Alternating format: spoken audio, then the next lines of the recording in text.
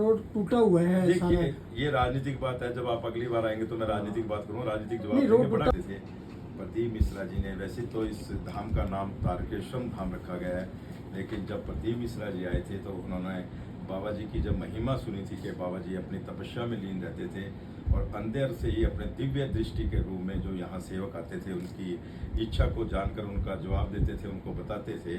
तो यहाँ उन्होंने एकांतेश्वर महादेव का नाम रखा गया था उस टाइम यहाँ पर। तो बाबा जी की बड़ी महिमा है। और अब की बार ये 29 तारीख, 30 तारीख और 31 तारीख को जय किशोरी जी आएंगी और एक भव्य मेला लगेगा बाबा जी की कुटिया में। क्या क्या कार्यक्रम आगे के रहने वाले हैं? देखिए अभी इसके बाद ये तो शिवरात्रि के महोत्सव की तैयारियां हैं और बाबा जी के आशीर्वाद सिरसा के जो परिवार हैं, आसपास के जो बाबा जी के भगत हैं, उन पर अपार कृपा रहती है। जैसे देश के प्रमुख प्रदीप मिश्रा जी आए थे, अब यहाँ धीरेन्द्र शास्त्री जी बागेश्वर धाम के अभी 13 सितंबर से लेकर 17 सितंबर तक यहाँ आ रहे हैं बाबा तारा कुटिया में। और यहाँ पर 5 दिन की हनुमत कथा का पाठ करेंगे यहाँ पर। और उस टाइम लगता है कि लाखों की भीड़ यहाँ जुटेगी बाबा जी की कुटिया में। बाबा जी का बड़ा आशीर्वाद है और उसी आशीर्वाद से लोगों का यहाँ भला हो रहा है। लाखों श्रद्धालुओं के लिए लंगर की क्या पर व्यवस्था की गई? देखिए श्री बाबा तारा चैरिटेबल ट्रस्ट बाबा जी की अपार कृपा है। यहाँ लंगर, भंडारे, रहने की सुविधा ये बाबा जी की कुटिया में की जाती है और यहीं रहते हैं। सबका भंडारा लगता है, लाखों लोग चाहे कितने भी लोग आए यहाँ सबको भंडारा मिलता है। सर मायरा सुनने के लिए लोग बाहर से भी आते हैं, तो आने के लिए क्या कुछ व्यवस्था देखिए की गई सबके है? लिए हमने जहाँ भी अगर किसी की डिमांड आ रही है, कोई गाड़ी मांग रहा है हम उनको गाड़ी दे रहे हैं, कोई बस मांग रहा है उनको बस दे रहे हैं। और लोकल शहर में सभी जगह, हर वार्ड में हर जगह पे गाड़ियाँ लगेगी यहाँ तारा बाबा कुटिया में आने जाने के लिए। फ्री सर्विस, फ्री सेवा होती है बाबा जी की तरफ से। सर कोई एडवांस में कोई पास वगैरह लेने की जरूरत है या खुद नहीं, पास नहीं होते कि बाबा जी की कुटिया में कभी भी जो पहले आएगा वो पहले स्थान पाएगा। आप सभी यहाँ आए, अपने परिवार को लेकर आए और ये एक भव्य आशीर्वाद है बाबा जी को। इस आशीर्वाद को सभी को हमें ग्रहण करना चाहिए। सर इसके साथ ही 1 और 2 तारीख को किस तरह के कार्यक्रम? 1 तारीख को तो भजन संध्या है, भजन सम्राट हंसराज रघुवंशी जी आ रहे हैं पहली बार सिरसा में।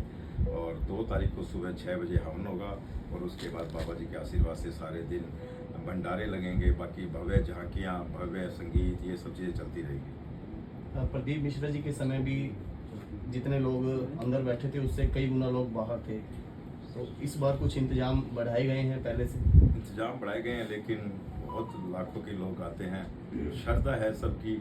लेकिन और अगर जितना भी जरूरत पड़ती है इंतजाम हो जाता है बाबा जी की कृपा से। अगर कोई लगेगा तो और इंतजाम करेंगे। वैसे कि इंतजाम बहुत किए हैं पहले से, अब ज़्यादा इंतजाम किए हैं और करेंगे इसके बाद। क्योंकि प्रदीप मिश्रा जी ने जो प्रदीप मिश्रा जी के जो सेवक हैं, भगत हैं, वो बाबा जी के मुख से आवाज़ निकलती है भोलेनाथ की, वो उनको भोलेनाथ के रूप में पूजते हैं। तो वो कहते हैं भी मेरी कथा जो 5 कथा सुन लेता है तो उसका बेड़ा पार हो जाता है। तो लोग इसलिए उसकी भीड़ ज़्यादा रहती है कि उनको कथा सुनने के लिए जो 5 दिन पंडाल में, मतलब अलग अलग तरह के लोग जो जहाँ रहते हैं उनको 5 कथाएं सुननी होती है। तो 5 कथा सुनने के लिए लोगों की ज़्यादा पार भीड़ रहती है। उनकी भी कथा अब अगली साल आ गई है, 15 फरवरी से लेकर 22 फरवरी तक वो भी आ रहे हैं। क्योंकि 5 कथा भाई गोपाल कांडा जी ने सिरसा के परिवार के लिए, उन्होंने भाई गोपाल कांडा जी का ये मेरा परिवार है सिरसा, और आपने कहा कि 5 कथा सुननी चाहिए पंडाल के नीचे जाकर। तो मेरे सिरसा का परिवार है जो कहीं नहीं जा सकता, या किसी की इच्छा चला जाता है लेकिन पूरा सिरसा नहीं जा सकता मेरा परिवार। तो आप 5 कथाएं यहाँ ही करें इसी पंडाल में बाबा तारा कुटिया में। तो उन्होंने उस टाइम हाँ भर के गए, मैं 5 कथाएं बाबा जी को सुनाऊंगा और सिरसा के परिवार को सुनाऊंगा। तो वो भी आ रहे हैं अगली बार 15 फरवरी से लेकर 22 फरवरी तक। 5 कथाएं उन्होंने बोली है, 5 कथाएं वो अपने मुख से यहाँ इस पंडाल के नीचे करेंगे। विधायक जी कब तक आ रहे हैं? विधायक जी आज के हाँ जी? परसों ही आज के विधायक जी। ओके। गोविंद जी, बड़ा कार्यक्रम है, ऐसे में यातायात प्रभावित ना हो उसके लिए क्या रोड मैप देखिए बनाया गया? प्रशासन को सूचना दे दी गई है, प्रशासन का भी साथ है। बाकी बाबा तारा कुटिया के जो सेवक अनन्य भगत हैं वो भी हर जगह विराजमान रहते हैं, अब सेवा देते हैं। चाहे ट्रैफिक की सेवा है, चाहे जूतों की सेवा है, चाहे लंगर भंडारे की सेवा है या पंडाल की सेवा है, वो हजारों भगत बाबा जी के यहाँ बाबा जी की सेवा में हर टाइम समय विराजमान रहते हैं। तो वो भी लोग कंट्रोल करेंगे, सरकार भी, प्रशासन भी, सभी जगह से कंट्रोल किया जाएगा। पिछली बार भी एक भव्य शोभा यात्रा निकाली गई थी, इस बार भी कोई ऐसा प्रोग्राम शहर में? नहीं, शोभा यात्रा नहीं है और सिर्फ ये प्रोग्राम ही रखे। सर गर्मी के चलते क्या व्यवस्था की गई? देखिए कूलर, पंखे, बाकी तो भगवान के हाथ में है। कुछ अरदास करो, कुछ बरसात आ जाए तो सब ठीक हो जाएगा। बरसात नहीं आ रही।